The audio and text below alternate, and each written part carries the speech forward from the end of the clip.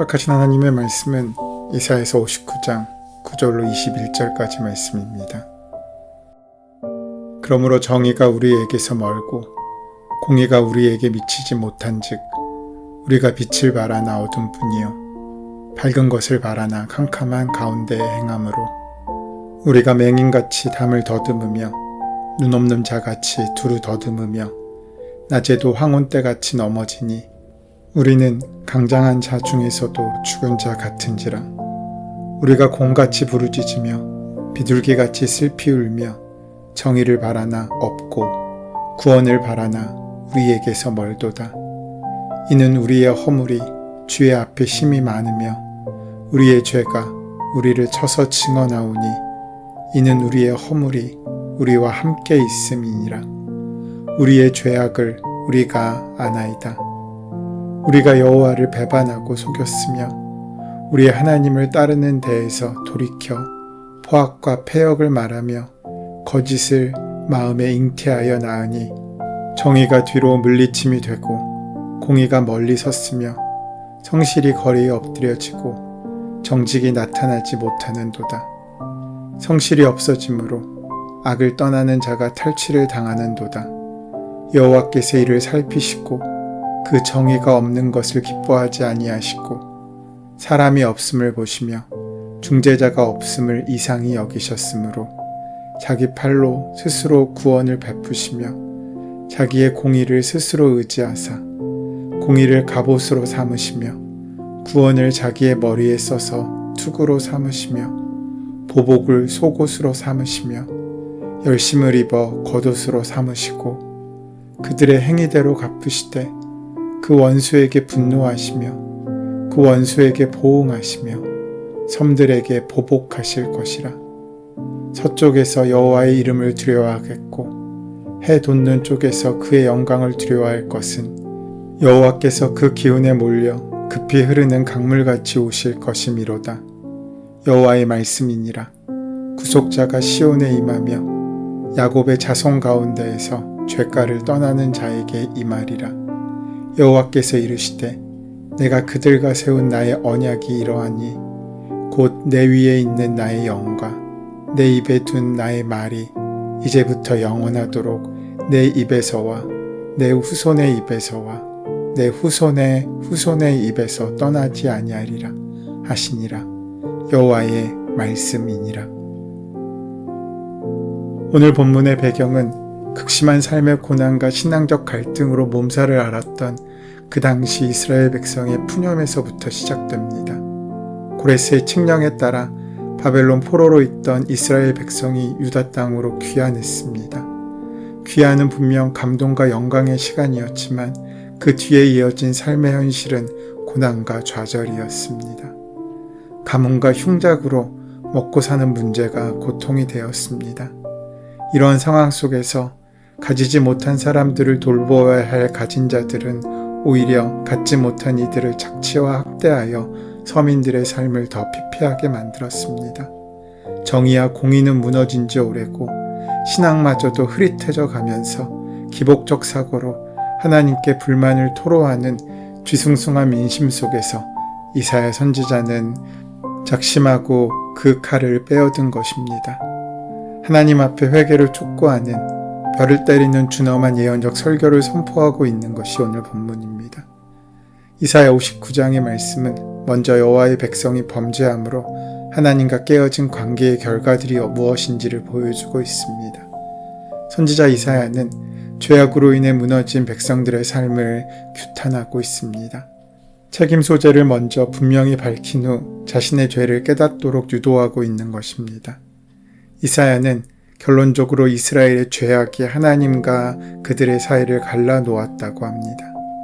여호와께서 들으시지 않거나 구원을 베푸시기에 능력이 부족해서가 아니라 이 모든 관계의 단절은 너희가 가진 죄악 때문이라는 것입니다. 하나님은 전적으로 거룩하신 분이시기 때문에 죄악과 함께 거하지 아니하시며 차마 악을 보지 못하시는 분이십니다. 태초에 하나님과 허물없이 지내던 인간을 하나님과 멀어지게 한 원인이 바로 죄였습니다.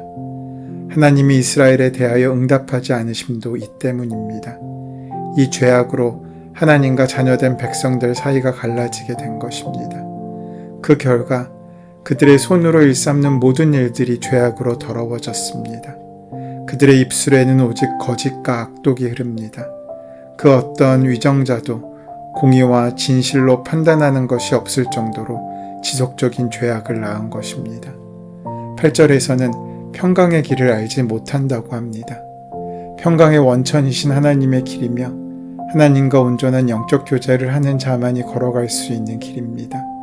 그러한 길을 알지 못한다는 것은 사람들이 하나님의 뜻을 거역하여 하나님과의 관계가 완전히 깨진 상태에 있었음을 암시하고 있는 것입니다. 그 결과 하나님께서 불의를 일삼는 자들을 멀리하심으로 공의가 사라지고 빛을 발하나 어두움만이 지배할 것입니다. 눈 없는 자처럼 방향을 잃은 채 구원에서 멀어집니다. 이사야 선지자는 이스라엘의 불만 어린 항의에 대해 너희가 지금 만나는 어려움은 하나님의 책임이 아니라 너희 삶의 결과라고 책망하고 있는 것입니다. 이러한 이사야 선지자의 지적에 대해 이스라엘 백성들은 자신들의 실상을 바라보게 되었고 하나님 앞에 회개를 합니다. 11절에서 12절 말씀은 이렇게 증거합니다. 우리가 곰같이 부르짖으며 비둘기같이 슬피 울며 정의를 바라나 없고 구원을 바라나 우리에게서 멀도다. 이는 우리의 허물이 주의 앞에 심히 많으며 우리의 죄가 우리를 쳐서 증언하오니 이는 우리의 허물이 우리와 함께 있음이니라. 우리의 죄악을 우리가 아나이다. 곰이 부르짖었다는 것은 우리가 알고 있는 말로 하면 대성통곡하였다라는 의미로 받아들일 수 있습니다. 자신의 인생이 잘 나가고 있다고 생각하다가 무언가 걸려지게 될 때, 그래서 자기가 할 수 있는 온갖 방법을 다해도 그 문제가 해결되기는커녕 더욱 꼬이기만 할 때, 막다른 골목에서 하나님과 직면을 하면 주변에 누가 있든지 의식하지 못한 채 우리는 소리내어 울게 됩니다. 이것은 마치 자녀가 놀이공원에서 부모를 잃으면 처음에는 울다가 조금 있으면 부모를 찾아야 한다는 그 생각에 집중하여 울지도 못합니다. 그러다가 보호소에 가 있다가 한참 만에 부모를 만나게 되면 그때서야 비로소 힘을 다해 울게 됩니다. 그것은 안도의 눈물입니다. 지금까진 울지도 못했는데 이제는 됐다는 의미입니다. 곰같이 부르짖음이 그런 의미를 담고 있는 것입니다. 또한 성경에서 비둘기는 순결함의 상징도 있지만 슬픔의 상징도 있습니다. 히스기야 왕이 죽을 병에 걸렸다가 생명을 15년 연장받은 후 지은 시 중에 이런 부분이 있습니다. 나는 제비같이 핫같이 지저귀며 비둘기같이 슬피 울며 내 눈이 쇠하도록 앙망하나이다. 여호와여, 내가 압제를 받사오니 나의 중보가 되옵소서. 여기서도 비둘기처럼 슬피 운다라고 합니다. 이것은 지나온 삶에 대한 후회와 안타까움, 그럼에도 끊임없는 자비와 사랑으로 함께 하신 하나님의 은혜를 동시에 느낄 때 소리도 잘 내지 못하고 그저 눈물만 흘리는 그 모습을 묘사하고 있는 것입니다. 또 이스라엘 백성들의 회개의 모습 가운데 중요한 단어는 우리가입니다. 죄를 회개하지 않을 때는 다른 사람의 잘못이 커 보입니다. 내가 비록 잘못해 보여도 다른 사람과 그 잘못을 비교하여 다른 사람의 잘못이 자신보다 더 크다고 안심하게 되는 것입니다. 그러나 하나님 앞에 온전히 서게 되면 자신이 얼마나 악질적이었는지를 뚜렷이 볼 수 있게 됩니다. 이처럼 이스라엘 백성들이 회개를 할 때 하나님께서 그들을 외면하지 않으시고 어떻게 하실지를 17절에서 18절의 말씀은 이렇게 증거합니다. 공의를 갑옷으로 삼으시며 구원을 자기 머리에 써서 투구로 삼으시며 보복을 속옷으로 삼으시며 열심을 입어 겉옷으로 삼으시고 그들의 행위대로 갚으시되 그 원수에게 분노하시며 그 원수에게 보응하시며 섬들에게 보복하실 것이라. 17절 말씀은 이스라엘 백성을 구원하기 위해 무장한 전사의 모습을 하신 하나님을 묘사하고 있습니다. 이 장면은 에베소서 6장에 나와 있는 하나님의 전신갑주와 비슷합니다. 하지만 거기에는 하나님께서 우리들에게 그렇게 무장하라고 말씀하시는데 여기서는 하나님께서 그렇게 스스로 무장하고 계십니다. 분명 하나님은 전지전능하시기에 무장하실 필요가 없으신 분임에도 불구하고 이렇게 말씀하심은 하나님께서 당신의 백성을 반드시 지켜주시겠다는 의지를 나타내고 있는 것입니다. 무장을 하신 하나님께서 당신의 백성을 건드린 이방 민족을 가만두지 않으시겠다고 합니다. 그만큼 하나님께서는 자기 백성들을 편들어 주신다는 의미입니다. 우리를 위해 무장하신 하나님의 모습은 반드시 인간을 구원하시겠다는 하나님의 의지를 보여주고 있습니다. 18절에 하나님께서 소행대로 갚으시고 적들에게 진노하시며 원수들에게 안갚음하시고 모든 섬과 열방들을 공격하겠다고 하십니다. 19절에서는 해 지는 곳에서 여호와의 이름을 두려워하고 해 뜨는 곳에서 그분의 영광을 두려워할 것이다. 그분이 봇물 터지듯 오실 것이다. 여호와의 바람에 밀려 몰아치는 강물과 같다라고 기록하고 있습니다. 하나님께서 봇물 터지듯이 급히 주저하지 않고 오시겠다는 것입니다. 그저 찔끔 흐르는 물이 아니라 쏟아지는 물로 오시겠다는 것입니다. 하나님께서는 우리를 위하여 기꺼이 전사가 되셨습니다. 이것은 내가 너희를 위해 싸우겠다라는 하나님의 마음을 보여주고 있으십니다. 여호와께서 너희를 위하여 싸우시리니 너희는 가만히 있을지라 라는 출애굽기 말씀처럼 반드시 구원하시겠다는 하나님의 결단이자 열정의 표현입니다. 총체적으로 죄로 가득한 그 못난 백성을 위해서 말입니다. 이것이 하나님의 은혜이고 자비입니다. 공평과 정의가 사라진 사회, 흑암의 사회, 답이 없는 죄악으로 가득한 백성 가운데 하나님이 극적으로 개입하셔서 구원을 약속하고 있으십니다. 이제 하나님의 백성은 푸념을 멈추고 하나님께로 돌아가는 일만 남았습니다. 우리를 보고 계시며 우리의 죄악을 알고 계신 하나님께 우리의 죄와 허물을 자복하며 숨기지 아니할 때 하나님께서는 우리를 용서해 주십니다. 그리고 그동안 우리에게 귀를 막고 얼굴을 돌리셨던 불통의 자리에서 침묵을 깨뜨리시고 우리와 통하시는 응답의 자리로 나와 주십니다. 아니, 부재하신 것처럼 잠잠히 계셨던 그 자리에서 말씀으로 그 침묵을 깨뜨려 주시는 것입니다. 하나님께서는 이스라엘을 버리지 않으시고 예루살렘을 버리지 않으시고 영광스러운 모습으로 찾아오십니다. 20절 말씀을 보면 그분이 구원자로 시온에 오신다고 했고 야곱 가운데 회개한 자로 오신다고 했습니다.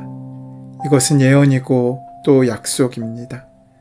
하나님께서 당신의 백성을 잊지 않으시고 버리지 않으신다는 것을 보여주시는 말씀입니다. 하나님은 스스로 언약을 파기하지 않으십니다. 하나님께서 하신 언약은 반드시 꼭 지키십니다.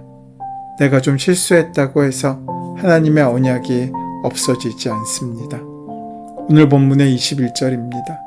여호와께서 이르시되 내가 그들과 세운 나의 언약이 이러하니 곧 내 위에 있는 나의 영과 내 입에 둔 나의 말이 이제부터 영원하도록 내 입에서와 내 후손의 입에서와 내 후손의 후손의 입에서 떠나지 아니하리라 하시니라.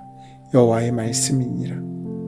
더 나아가 하나님께서는 침묵을 깨뜨리시고 말씀해 주실 뿐만 아니라 하나님의 영이 늘 함께 하시며 하나님의 약속이 영원토록 유효하다고 확언해 주십니다.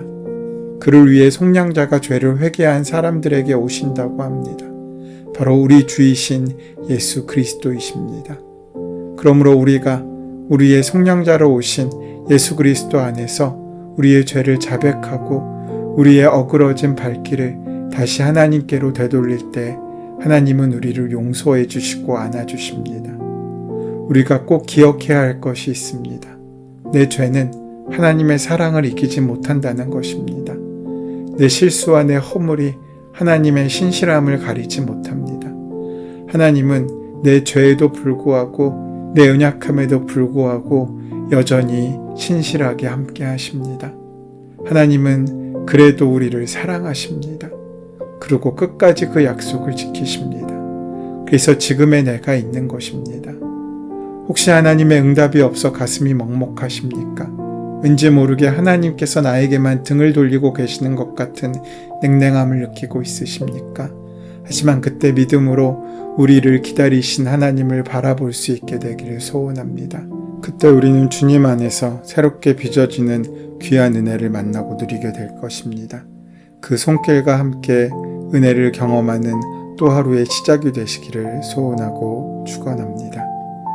은혜의 주님, 우리의 죄악에도 불구하고 우리를 버리지 않으시고 주의 말씀으로 무장하게 하시고 우리에게 믿음의 또 하루를 허락하시니 감사합니다. 그 은혜에 합당한 삶을 살아갈 수 있도록 인도하시고 함께하여 주시옵소서. 예수님의 이름으로 기도드립니다. 아멘. 이제 이 아침 우리에게 허락하신 오늘 본문의 말씀이 지금 나에게 말씀하고자 원하신 하나님의 음성으로 만나질 수 있도록 본문의 말씀을 깊이 묵상하시고 함께 기도하는 시간 가지도록 하겠습니다. 함께 기도합니다.